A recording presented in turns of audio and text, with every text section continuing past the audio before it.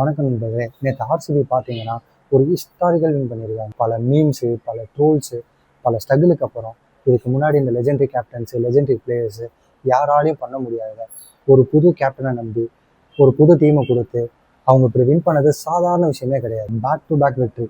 இதுதான் அந்த memes, trolls இந்த எல்லாத்துக்கும் கொடுக்குற சரியான பதிலடியாக இருக்கும். இது மட்டும் இல்லாமல் பட்டிதர் தோனி, ரோஹித் போன்ற பெரிய கேப்டனோட வரிசையில் இப்போ அவரும் இடம் பிடிச்சிருக்காரு. இப்போ இதில் எந்த பிரச்சனையும் இல்லை. இது உண்மையிலே ரொம்ப பெரிய விஷயம். ஆனால் அதை ஃபேன்ஸ் எப்படி செலிப்ரேட் பண்ணுறாங்கன்றதுலாம் இப்போ பிரச்சனை. நீங்கள் ரீல்ஸ் போடுங்க, டான்ஸ் ஆடுங்க, எப்படி வேணால் கொண்டாடுங்க, பட்டாசு வெடிங்க, எப்படி வேணால் செலிப்ரேட் பண்ணுங்க. ஆனால் பப்ளிக்கையோ மற்ற யாரையும் டிஸ்டர்ப் பண்ணாமல் செலிப்ரேட் பண்ணுங்கள். 18 வருஷம் கப்பு இல்லைன்னு உங்களை எல்லாம் ட்ரோல் பண்ணாங்க, கலாச்சாங்க, எல்லாம் பண்ணியிருப்பாங்க. ஆனால் அதுக்கு இது சரியான பதில் கிடையாது. அதுக்கான பதிலை ஆர்சிபி டீமு எல்லாருக்கும் சொல்லிட்டாங்க. கப்படிக்கின்றது உண்மையிலே ரொம்ப பெரிய விஷயம். அதை எப்படி தக்க வச்சுக்கிறோன்றது நம்ம கையில் தான் இருக்குது. அதுக்காக ரோட்டில் போடுறவங்க, ஃபேன்ஸு, யாருனே தெரியாதவங்க, பப்ளிக்கு, நம்ம ஃப்ரெண்ட்ஸு இவங்களை இன்சல்ட் பண்ணி எதுவும் ஆக போகிறதில்ல. ஐபிஎல்லில் வின்னர்ஸ் மாறிக்கிட்டே இருப்பாங்க.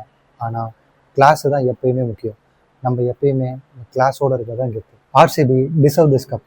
ஆனால் ஃபேன்ஸு கொஞ்சம் ஸ்போர்ட்ஸ்மேன்ஷிப்போடு இருந்தால் இன்னும் நல்லாயிருக்கும். நீங்கள் என்ன நினைக்கிறீங்கன்னு கமெண்ட்டில் சொல்லுங்கள். பாய்.